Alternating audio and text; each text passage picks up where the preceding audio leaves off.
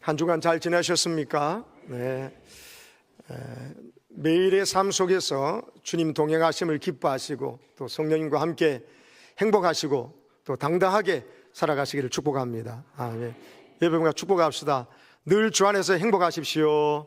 늘 주 안에서 행복하십시오. 아멘. 아멘. 오늘 말씀의 제목을 같이 읽을까요? 시작. 내가 누구인지를 깨달았습니다. 다시 한번요. 내가 누구인지를 깨달았습니다. 이 고백이 오늘 말씀을 들으면서 여러분에게 꼭 있어지기를 축복합니다. 아멘.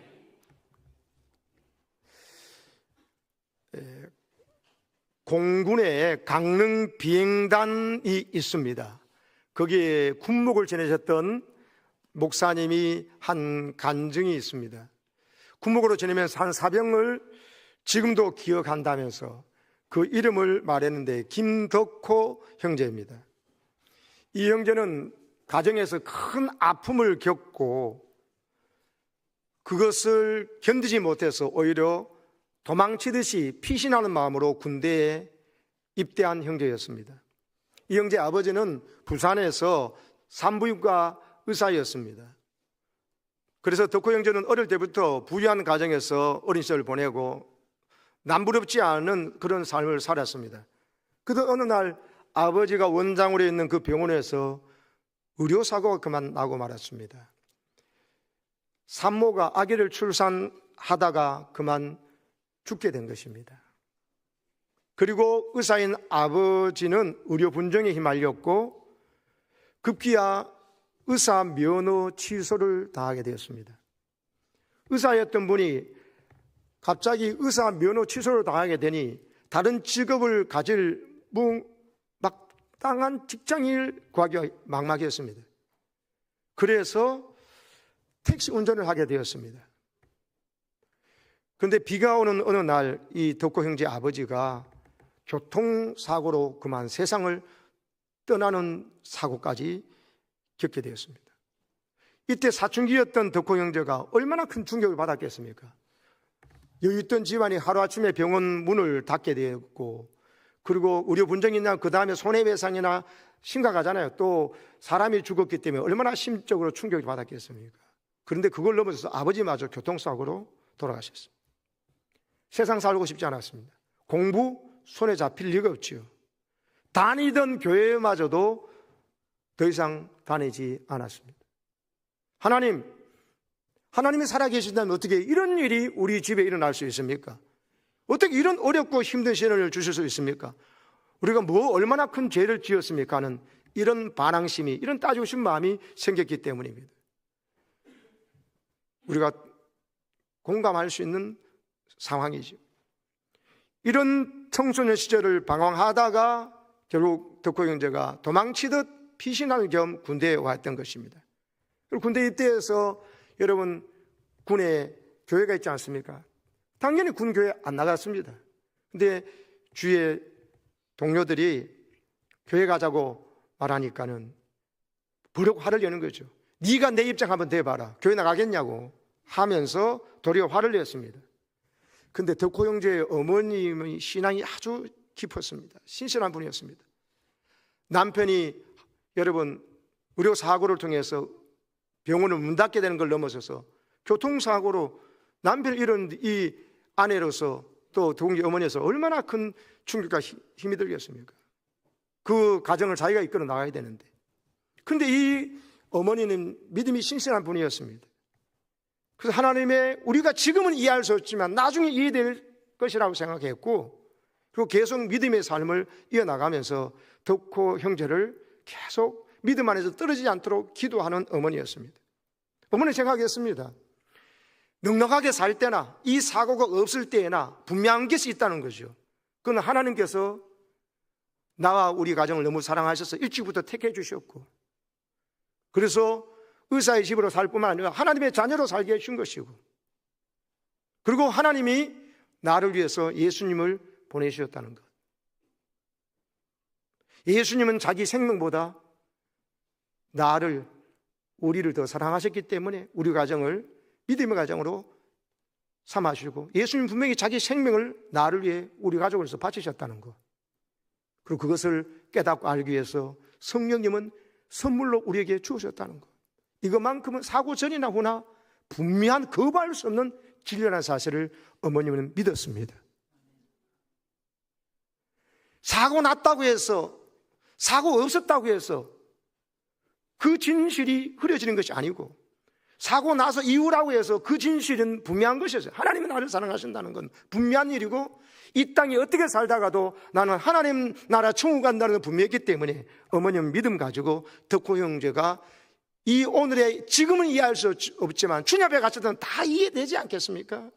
그날이 온다는 사실을 깨닫고 믿음을 하면서 덕호 형제에게 믿음 가지고 하나님 앞에 이 순간에도 하나님 우리 사랑하고 계신다는 사실을 믿고 알아야 된다고, 꼭 여러분 지난번에 가정하셨던 조명한 박사가 오하이오 그 주립공원에서 있었던 1년 동안의 그 비참했던 시절, 학교에서 제적당하고 성적이 비싸서 안 나와가지고 자살을 생각할 만큼 했던 그때와 똑같아요. 그때 에드가 어머니가 그 믿음의 아들을 위해서 하나님이 널 사랑한다, 그 하나님의 사랑을 네가 믿어야 된다, 하나님도 이 순간에 네가 기도하기를 기다린다, 그리고 나도 너를 위해서 지금 기도하겠다는 거 똑같은 모양이겠죠.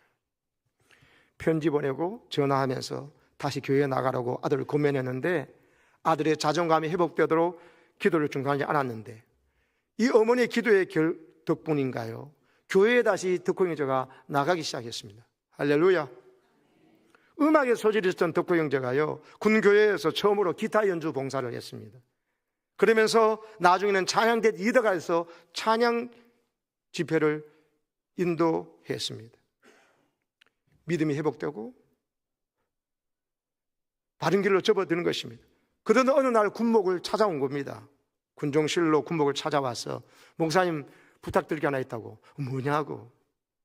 다음 달에 있을 대입 수능 시험에 제가 시험 볼 수 있도록 지휘관에게 좀 부탁해 달라고 하는 겁니다. 군생활 중에 사병이 수학능력 시험을 보는 거 쉽지 않습니다.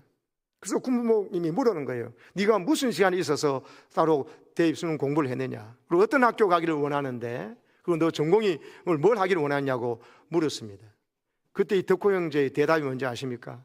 예, 목사님, 저는 한때 먼저 하늘나라를 가신 아버지를 원망했고 또 아버지를 하늘나라에 데려가신 하나님을 원망했습니다. 근데 그래서 신앙적으로 방황했습니다. 군대에서 신앙생활을 하면서 어머니의 편지를 받고 어머니의 전화를 받고 제가 다시 신앙생활을 하면서 하나님 와서 기도했습니다. 하나님, 저는 누굽니까? 아버지는 하늘나라 갔고 그럼 남아있는 나는 도대체 하나님 앞에 어떤 존재입니까? 하고 질문을 던졌습니다. 기도하는 중에 하나님 어느 날 자기에게 답을 주셨다는 거예요. 하나님 보시기에 너는 너무나 보배롭고 존귀한 존재라고. 너는 내게 너무나 보배롭고 존귀한 존재라고.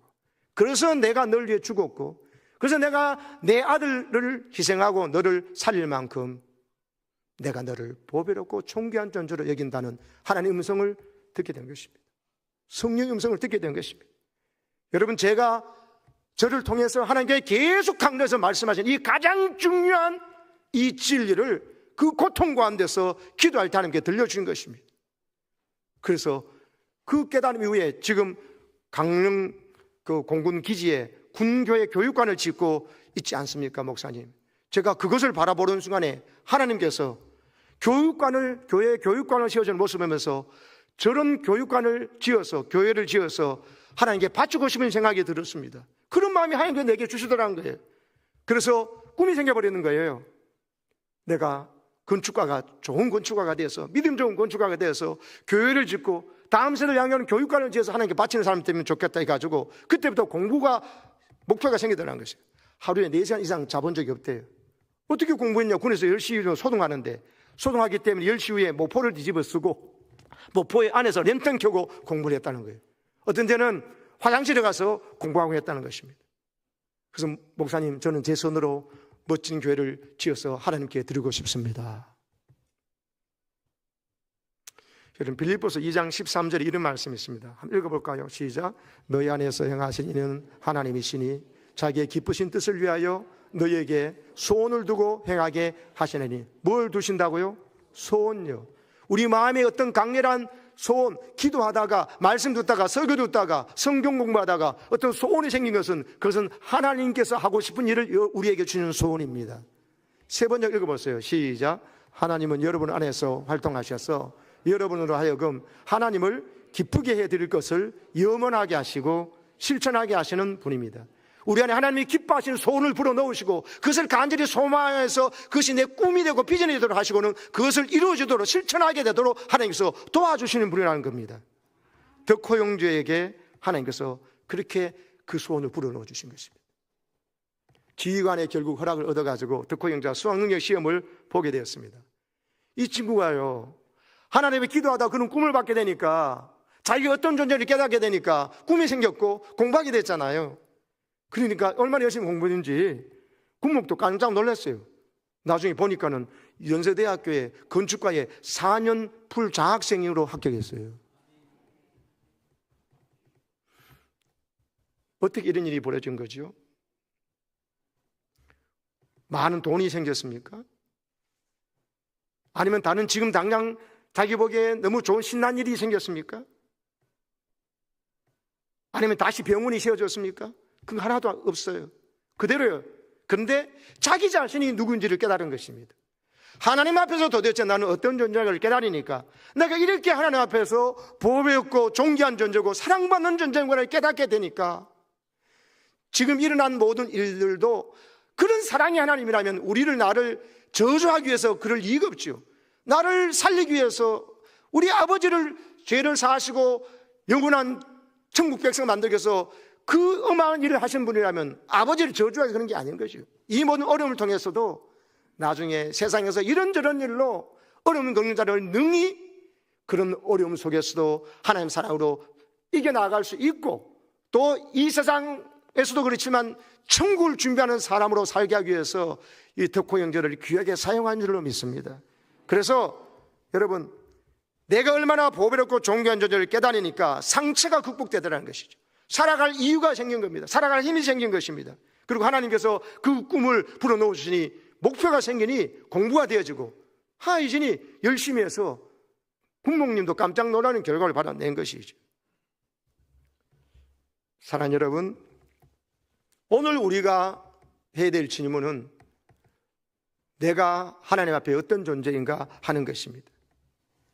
답을 알고 사셔야 됩니다. 내가 하나님의 어떤 존재를 모르면요, 지금 당장 내게 어떤 일이 났나, 내가 원하는 대로 돼 있나 안 돼 있나, 남하고 비교, 저 사람하고 저 동청하고 또 교회 누구하고 비교하면서 그러는 순간에 여러분 신앙은 나락으로 떨어집니다. 그리고 시험에 들어버려요. 내게 예상 밖의 일이 일어났냐, 내 예상대로 되느냐가 문제가 아니에요. 하나님 앞에서 내가 어떤 존재를 깨닫는 사람은 어떤 일이 나도 넘어지지 않습니다. 잘 됐다고 교만해지지도 않고요, 거만해지지도 않고요, 오만불선한 말을 하지도 않고요, 거만한 생각을 품지도 않을 뿐만 아니라 좀 내 뜻대로 안 됐다고 해서 절망하고 낙담하고 그것을 남에게 숨기느라고 완벽한 척하고 이러는 거 위선자가 되지 않습니다. 또 약한 자 앞에 가가지고 여러분 거만 떨거나 또 강한 자 앞에서는 비구리지는 이런 삶을 살지 않습니다. 하나님 앞에서 내가 얼마나 보배롭고 존귀한 존재를 깨달아야 이사야 선지자가 말한 것처럼 이스라엘 백성들은 하나님께서 이렇게 말하는 거, 이사야 선지자를 통해서 네가 내 눈에 보배롭고 존귀하며 내가 너를 사랑하였다고 말하는데 근데 너희들이 왜 안 믿느냐고 이 말을 이사야 선지자를 통해서 했거든요. 이스라엘 백성들이 하나님께 엄청난 사랑을 받으면서 하나님 우리 사랑 안 한다고 일하고 있는 거예요. 현대의 성경 한번 읽어보세요. 시작. 내가 너를 소중하고 귀한 존재로 여겨 너를 사랑하고 있으니 이런데도 백성들이 깨닫지 못했거든요. 오늘의 인생의 비극은 내가 하나님의 어마어마한 사랑과 또 선택받은 존재고 하나님께 택함받아 부름받았고 여기까지 부름받아서 이 거룩한 성전의 지체로 부름받아서 함께 하나님 나라를 꿈꾸고 이뤄나가는 천국 같은 교회되라고, 천국 같은 가정을 이루라고, 너의 직장도 너 때문에 네 직장과 일터가 복을 받게 된다는 이 엄청난 부르심 앞에 내 존재 가치를 모르면은요, 남하고 연봉, 월급만 비교합니다. 학벌만 비교합니다. 저 사람은 금수저네, 은수저네, 나는 동수저네, 이러면서 열등의식에 사로잡히고, 그리고 그래서 경쟁자로 남을 생각하고 남을 깎아내리거나 비난하거나 아니면 아부하거나 그럴 겁니다. 그래서 살습니다. 하나님의 사람은 나 때문에, 나를 통해서 이 직장의 사장도 나를 통해서 구원하라고 나 이 직장에 보내주셨다. 이 동창을 만난 이유도 그를 통해서 내가 덕볼까? 아닙니다, 여러분. 여러분을 통해서 하나님의 복이 그에게 흘러가는 복의 통로가 여러분이십니다. 동창이나 친구를 만나는 이유가 그 사람 덕볼로 하지 마세요. 그러면 사탄이 여러분을 이용해 먹습니다. 여러분을 만나는 동창들은 여러분 때문에 덕볼 사람들입니다. 여러분의 복을 나눠줄 사람들이라니까요. 베풀 사람들이라니까요. 아시겠습니까? 그래서 내가 어떻게 저를 전도하고 어떻게 하나님의 함께 이 복을 받을까, 내가 이 복을 전달하는 사람이 될까, 그 계획인 줄 아시고 나한테 도움 줄 사람을 찾지 마시고요, 내가 도움 베풀 자를 찾으시길 바랍니다. 그러면 진짜 하나님이 여러분을 통해서 도움을 베풀 수 있는 자로 여러분을 세워주실 줄로 믿습니다. 오늘 모세를 한번 보십시오. 오늘 모세가 나이가 80이에요. 여러분, 모세가 출애굽이 기원전 1444년에 일어났거든요. 그러면 대충 지금부터 3000년 전의 사람입니다. 모세가 의료기술이 형편없을 때죠. 그러나 또 고대인들의 의료도 상당한 위치지만, 그러나 여러분 지금도 연세가 80이라면, 그래도 우리 교회 장로님 80이라도 청년 같지만, 그래도 여러분 과거에 3000년에 80세라면 여러분 노인 중에 노인이죠. 예? 근데 80이 된 모세에게 하나님께서 호렙산에서 나타나신 겁니다. 떨기나무가 불타는데 나무가 타질 않아요. 가만히 보니까 하나님이 임재하신 표시로 모세를 부르시는 거예요. 그런 모세 보고, 모세야 내가 너를 택했다는 거예요. 응? 무슨 뭘? 네가 40년 전에 배신감 느끼고 도망쳐 나온 저 애굽에서 신음하고 있는 네 백성의 눈물, 탄식 소리를 내가 듣고 내가 너를 보내가지고 내 백성을 출애굽시키려고 한다. 그래서 내가 정한 곳에 와서 예배드리는 내 백성이 되게 하려 한다. 그래서 세계 만 모든 민족에게 내가 여호와가 참 하나님을 선포하는 도구로 쓰려고 한다 하는 그 계획 속에서 내가 너를 쓰겠다는 거예요. 그런데 80이 된 노인된 모세를 찾아왔습니다. 모세는요, 지금 엄청난 과거의 상처에 매여 있습니다. 무슨 상처인지 아시잖아요. 40년 전에 자기가 애굽의 왕자로 있을 때 동족이 고통받는 걸 보고, 동족 힘들게 하는 걸 보고 자기가 그 애굽 사람을 쳐 죽였잖아요. 자기가 또 싸우는 걸 보고 말려주니까 어제는 누굴 쳐 죽였다면서 모세를 오히려 고소고발하고 힘들게 하는 것 속에서 동족을 도와줬더니만 오히려 동족이 자기를 고자질하고 힘들게 하는 배신감을 느끼면서 도망쳐 나왔습니다. 동족에 대한 배신감, 도와줬는데 오히려 자기 동족이 자기를 비난하고 그런 상처가 있어요. 그리고 자기 손으로 또 사람을 죽인 것이 있잖아요. 40년 전에 좀 자기의 지위도 왕자였고 또 혈기도 왕서 힘 있을 때 좀 동족에서 뭐 해볼라 했을 때는 비참하게 깨졌습니다. 근데 오늘은 미디안 광야에서 40년 살았어요. 처가살이 40년 했어요. 여러분, 처가살이 하면 여러분 사유가 기가 죽겠어요, 살겠어요? 예. 자존감은 바닥을 끼었을 것입니다. 그리고 동족에 대한 배신감, 또 애굽에 대한 분노도 있었을 것입니다. 그런 마음으로 40년 살아서 미디안 광야에서 양치면서 목자로 산 40년, 그게 나이 80이 됐는데 하는 게 지금 나를 동족을 구원하기 위해서 애굽을 보내신대요. 그때 애굽의 파라오, 성경에는 파라오를 바로라고 이랬죠. 바로 왕이 절대 권력자입니다. 세계 최고의 권력자였는데 자기가 가가지고 80년 논의 가지고 뭘 어떻게 한다는 겁니까? 거기에는 어마어마한 군사력이 있고 경제력이 있고 세계를 지배하는 절대 군주인데요. 왕의 말 한마디 가지고 사람을 죽이고 살리고 재산을 다 뺏고 하는 건 뭐 아무것도 아닌데요. 그런 모세에게 하나님께서 네가 가라는데 하나님께서 가라 한다 그 사람이 믿겠습니까? 하나님 누구냐고 물을 건데 여기에 대한 대답으로 오늘 본문 사건이 일어난 겁니다. 하나님께 묻습니다. 네 손에 뭐가 있냐? 지팡이입니다. 이 지팡이는 딱 말라버린 지팡이잖아요. 목자들이 갖고 있는 지팡이잖아요. 그 지팡이로 자기의 노구를 아마 이렇게 짚고 나갈 때 도움도 되고 또 양들을 모을 때도 도움이 되는 그 지팡이죠. 아무 생명이 없는 마른 막대기 같은 그 지팡이가 사실은 모세 자신을 상징하는 것도 보여집니다. 니인데 있는 게 뭐냐? 저는 이 깡마른 지팡이가 이것뿐인데요. 그래, 그거면 충분하다는 거예요. 그거 던져라는 겁니다. 던져보니까요, 뱀으로 변한 거예요. 뱀으로. 깜짝 놀라고 모세가 막 피하지요. 겁이 나가지고. 저 뱀이 뭔지 아십니까? 저 의미가 뭐냐면 당시에 애굽 파라오의 왕관에는 저 코브라가 새겨져 있었거든요. 뱀이 새겨져 있었거든요. 저거는요, 애굽의 바로 왕의 왕관에 새겨진 그 코브라, 그 뱀도 하나님께서 주신다는 거예요. 애굽의 권력도 최권력도 하나님이 주시고 하나님께서 가져가시는 거라는 겁니다. 그래가지고 뱀인데 무서워 피하잖아요. 애굽 바로를 피하잖아요. 두려워서. 그런데 하나님께서 뱀 꼬리를 잡으라 그럽니다. 뱀은 꼬리 잡으면 돼요, 안 돼요? 물리고 싶으면 꼬리 잡으면 됩니다. 뱀은 코브라의 꼬리를 잡으면 물려서 독사가 죽지요. 그런데 하나님께서는 상식을 뒤엎는 말씀을 하십니다. 꼬리 잡으라는 겁니다. 하나님 말씀이니까 꼬리를 잡는데요, 물리는 것이 아니라 오히려 지팡이로 변하는 거예요. 네가 파로의 권력을, 절대 권력자를 두려워할 필요가 없다는 것입니다. 하나님 말씀에 따라서만 순종하면 그 권력도, 파라오 권력도 하나님께서 만드실 수도 있고 하나님께서 너를 돕는 하나님 능력의 지팡이로 네가 손에 잡을 수도 있다고 보여주시는 것입니다. 할렐루야. 하나님께 부름받은 사람에게는요, 권력자를 두려워할 필요가 없어요. 오히려 절대 권력자를 세우기도 하시고 없애기도 하시는 진짜 권세자이신 하나님만 두려워해야 됩니다. 하나님의 말씀을 불순종을 두려워하는 것밖에 없어야 됩니다. 아멘이십니까? 하나님께 순종하면 보세요, 나를 두려워하겠던 코브라 뱀이 지팡이로 하나님 능력이 지팡이, 나를 보여주는 지팡이로 변하지 않습니까? 또 모세에게는 상처가 있었습니다. 자기 손으로 사람 죽였거든요. 그리고 사람을 묻었거든요. 이 손으로 사람을 죽였고, 그래서 그렇게 하면 또 동족의 배신감을 손을 볼 때마다 느꼈을 것입니다.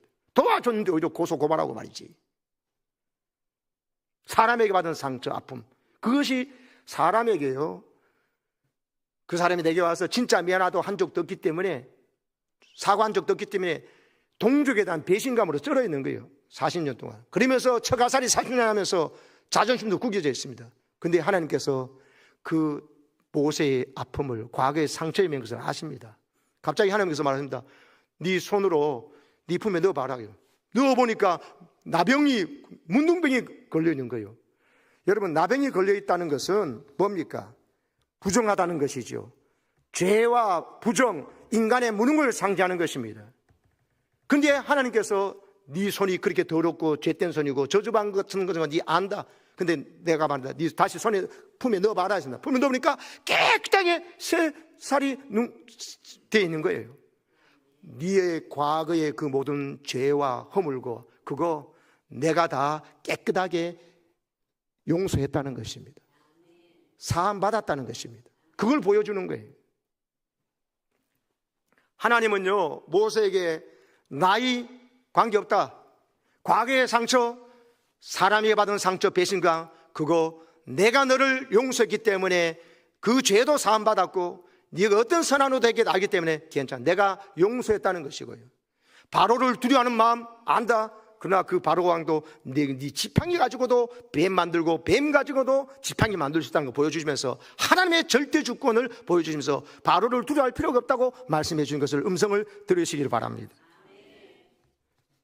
그래서 여러분, 상식을 넘어서는, 내 경험을 넘어서는 하나님의 말씀 앞에서 무조건 하나님께서 하라는 대로 하면은 바로의 권력도 하나님의 능력을 체험하는 지팡이로 변할 뿐입니다. 아멘이십니까? 그래서 여러분, 내가 누구인지를 알아야 하나님께서 명령하시는 그곳으로 나아갈 수가 있습니다. 닐 앤더슨이라는 분이 쓴 책, 내가 누구인지 이제 알았습니다. 저 책이 있습니다. 오늘 설교 제목을 일부러 저기서 따왔습니다. 저기 보면요, 과거에서 자유로워지려면 어떻게 해야 되느냐. 지금 과거에 매여서 꼼짝달싹을 못하는 분이 계시거든요. 어릴 때, 또 초등학교 대학이 전에도 그렇고, 결혼하기 전에 가정에서 차별도 받거나 부모님에게 상처 입었거나 형제 자매에게 상처 입었던 거, 또 친구나 동창에게 상처 입었던 그 모욕적인 그 행위 때문에 더 이상 벗어나지 못하는, 소위 말해 이걸 심리학적으로 내면 아이라 그러죠. 어른 되고 결혼해가지고 있는데도, 자녀들도 있는데도 아직 내면에 상처받은 아이가 그대로 있어가지고 거기서 한 걸음도 나가지 못하는 이런 게 있습니다. 거기서 자유라면 어떻게 하느냐. 저 책을 보세요. 과거로부터 자유로워지려면, 시작, 그리스도 안에서 당신이 누구인지를 알아야 한다. 그것이 성숙한 그리스도인으로 자라가기 위한 첫걸음이다. 과거에 자유로워지려면 내가 누군지 알아야 된다는 거예요. 어디 안에서? 예수 안에서요. 하나님의 사랑 안에서, 하나님 안에서, 예수 안에서 내가 어떻게 사랑받고 존귀한 존재를 깨달으면 과거에 사람에 받은 상처로부터 자유하게 된다는 거예요. 안 그러면은 계속 그 사람의 길은 상처를 써, 그 사람의 길은 상처를 좀 그만 생각하지, 거기서 갇혀서 꼼짝을 못해요. 그 사람이 나를 아무리 상처 주더라도 내 인생을 인도하시고 내 모든 생명과 미래를 좌우하시는 하나님이 나를 어떻게 대우하시고 나를 얼마나 사랑하시는 자가 내 인생이 결정되는 겁니다. 하나님이 나를 어떻게 대우하시는 것을 생각 안 하고, 저 사람이 내가 이랬단 말이야, 우리 부모님이 이랬단 말이야, 저렇게 절친에게 일 배신당했단 말이야, 그것만 생각하면 마귀가 넌 덫에서 과거로부터 한 걸음도 나가지 못합니다. 과거로부터 자유하시기를 축복합니다. 모세가 바로 이 과거의 상처로부터 벗어나고 죄책감으로부터 벗어나서 하나님께서 너의 모든 죄를 용서하셨고 너의 모든 과거 상처도 내가 너를 이렇게 귀하게 해서 너를 통해서 바로의 권력도 꼼짝 못하게 해서 백성들을 건져내려고 한다. 내가 너의 이 선하고 위대한 일에 쓰려고 한다는 이 말씀에 믿고 따라가는 이 역사가 여러분의 일어나기를 축복합니다. 여러분,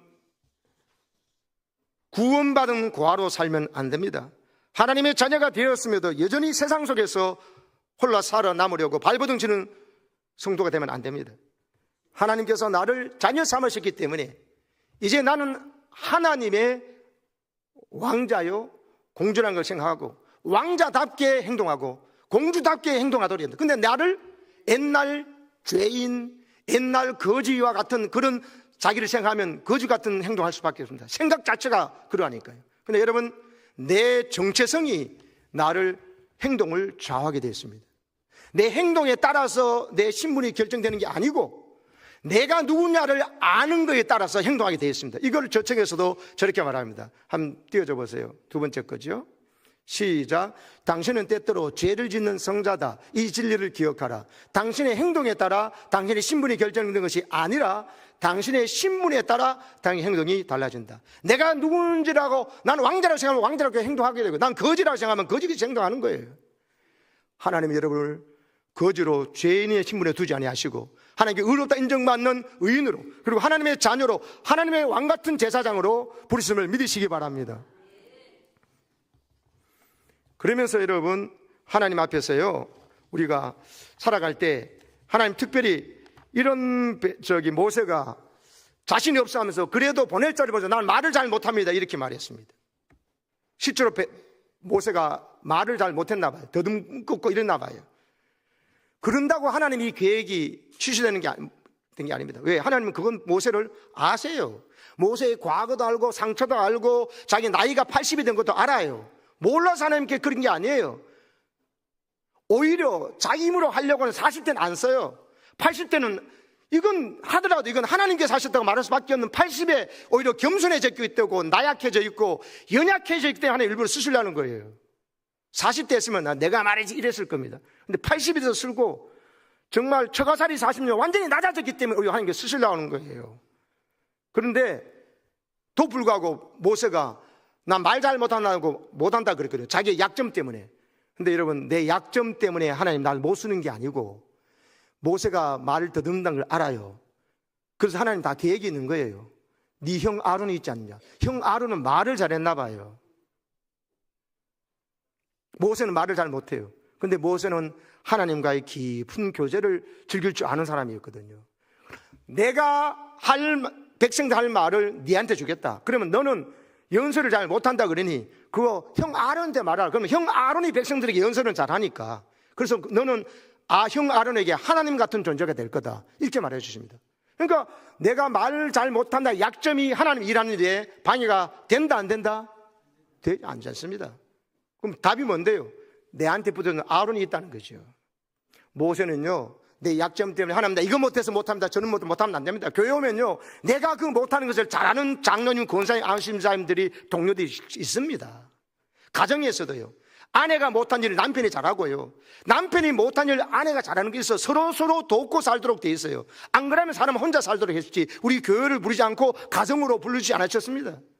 부족한 사람들끼리 모였거든요. 완벽한 사람들이 모였습니까? 아니잖아요. 그래서 아론이 있겠다, 됐다 하고, 아론은요, 모세를 하나님처럼 여기며 생각하면서 보조했어야 돼요. 모세는 너만 나도 직접 하나님께 하겠다, 그러면 안 돼. 하나님 세운 질서가 있어요. 이걸 놓치는 분들이 많아요. 그래서 모세는 나 이거 약점에서 못합니다, 말해서 못합니다, 이거 돈이 없어서 못하고 건강해서 못합니다. 아닙니다. 여러분 하나님 다 아시고 명령하시는 거예요. 가보면 내 약점을 보완해 줄 사람들이 교회 안에 있습니다. 그 사람과 협력해서 하면 됩니다. 아멘이십니까? 아론도 모세를 인정해야 됩니다. 모세의 자리를 시기 질투하고 있는 순간에, 모세를 뒷담하는 순간에 아론이 얼마나 큰 범죄에 빠집니까? 부부간에도 마찬가지입니다.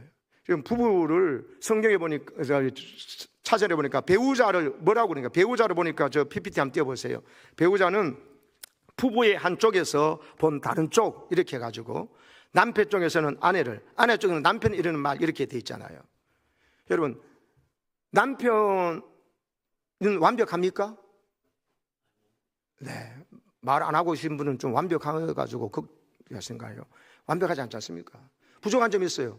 그 부족한 점을 채워주려고 하나님의 보낸 사람이 아니에요. 그 남편은 아내를 귀히 여기게 됩니다. 내 부족한 점을 커버해 주려고 이 아내를 보내서 너무 감사하다.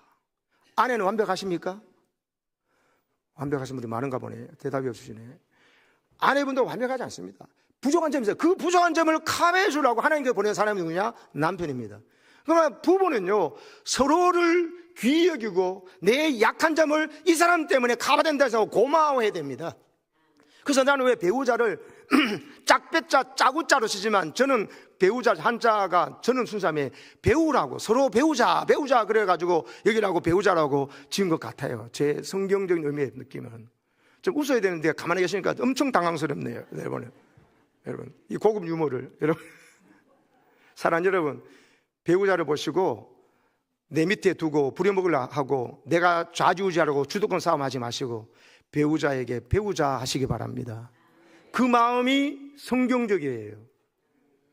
모세가 아론이 모세를 대하듯이, 그러니까 서로를, 나의 약점을 채워주고 당신이 있어야 된다고 생각하는 순간에 서로 고마움을 느끼는데 거기서 천국이 이루어지거든요.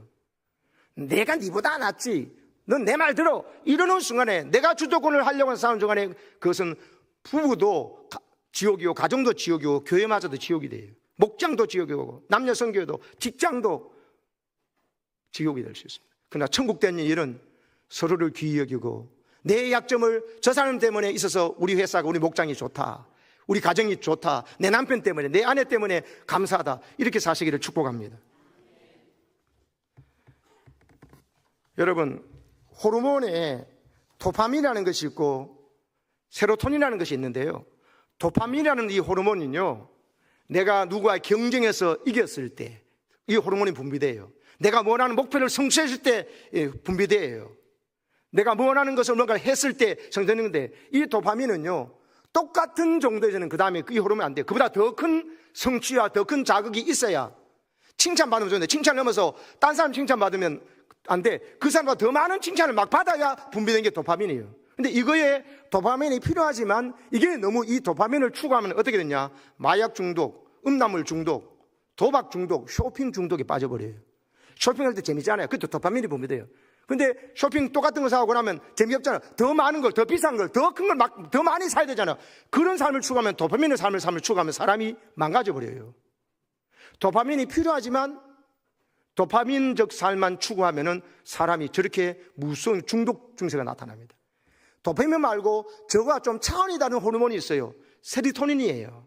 세로토닌은 어떤 데 분비되냐? 마음이 편안할 때, 지금 말씀드리면서, 자기가 성경 읽으면서, 큐티하면서, 찬양 드리면서, 묵상 찬양 그거 부르면서, 현충원을 걷고 한강을 걸으면서, 그때 분비되는 호르몬이 저 세로토닌이에요.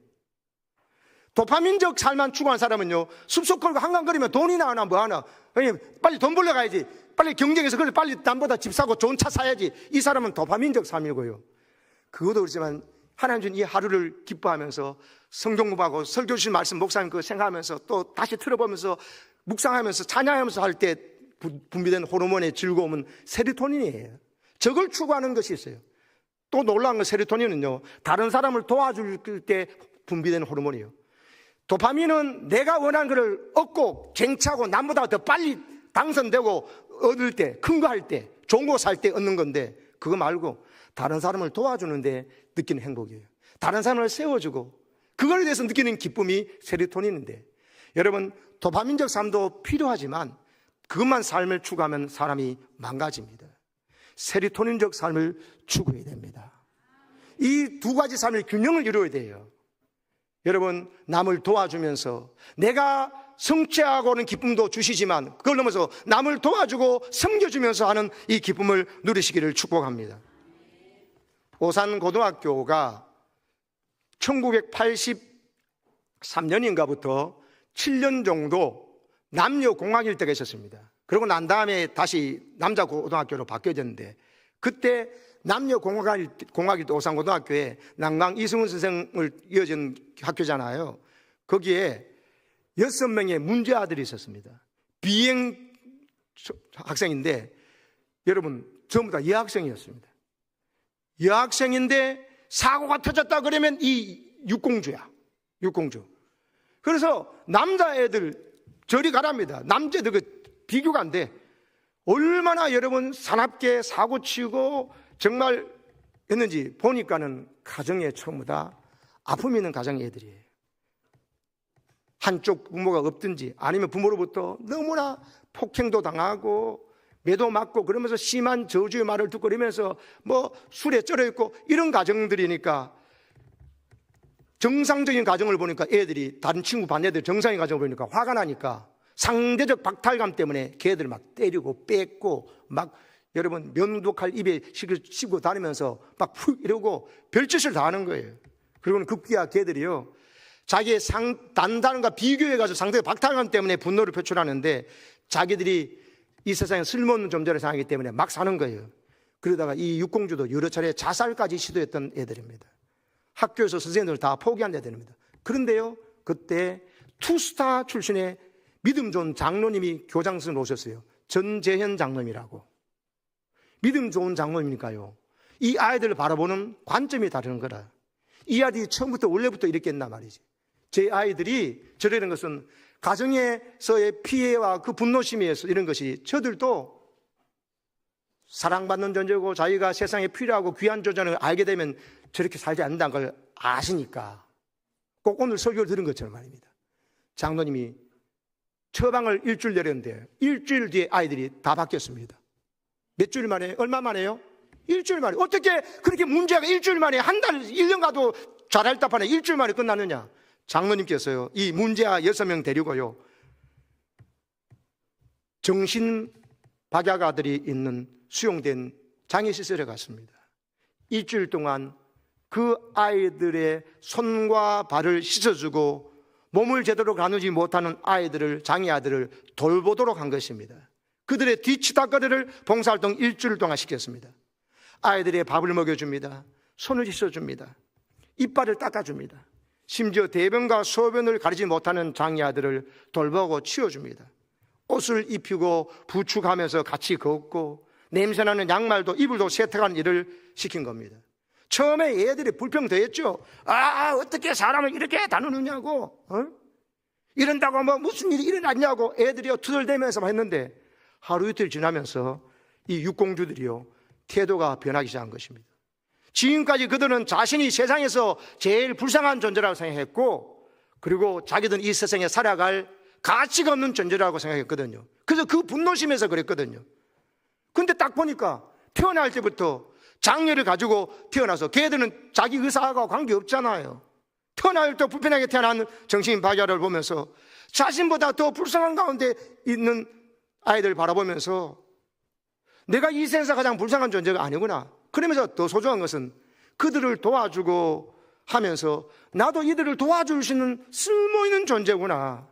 자기의 도움받아서 애들이 해맑게 웃고 하니까는 자기들 도움받아서 이들이 행복하는 모습을 보면서 자기가 살아갈 이유를 찾은 거예요. 나 같은 사람의 도움이 필요한 것도 있네.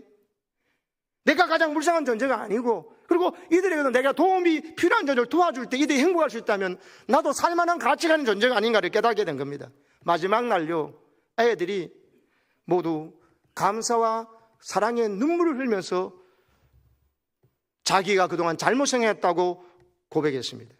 이제는 앞으로 내 도움이 필요한 사람을 도우면서 나도 살만한 가치가 있는 사람이 되네, 나보다 어려운 사람들 도우면서 살겠습니다. 이렇게 하면서 멋진 사람으로 변화되었습니다. 여러분, 이들을 변하신 게 뭐입니까? 걔들에게 더 좋은 집을, 더 좋은 노트북을, 더 좋은 스마트폰을 사줬습니까? 용돈을 더 많이 줬습니까? 좋은 대학에 붙여줬습니까? 아닙니다, 여러분. 그를 했더라면 아이들은 변하지 않을 것입니다. 자기가 얼마나 소중한 존재를 깨닫게 해준 겁니다. 내가 이 생에 살만한 가치가 있는 존재이구나. 나의 도움이 필요한 것도 있구나. 내 도움을 통해 누군가를 행복하게 할 수 있구나. 그러면 난 살만한 가치가 있다는 깨달아지니까는 변화된 것입니다. 여러분, 오늘도 얼마나 많은 사람들이요, 나는 지금 복을 적게 받아가서 불행하다고 생각하는 사람들이 많습니다. 그리고 저 사람보다 비교하니까 난 덜 가졌네. 저 사람 5달러인데 내가 5배 많네. 저 사람 2달러인데 내가 2배 많네. 난 1달러도 뭐냐면서 그들은 묻어두고 누구는 뭐 이러면서 나는 저 사람보다 5배나 적고 난 2배나 적으면서 그걸 묻어두고 그렇게 한 나라 주신 주인을 원망하고 타다면서 주인에 대한 하나님에 대한 서운함과 그렇게 날 낳은 부모에 대한 원망과 내가 흙수저로 태어났다는 분노 때문에 살아가는 사람이 많습니다. 마귀에게 속아 사는 거예요. 우리는 흙수저가 아닙니다. 진짜 로얄 패밀리고요, 이 우주 만물을 창조하시고 바라오의 권력도 오늘 하루아침에 망하기도 하시고 세워주신 하나님 아버지의 아들 딸임을 믿으십시오.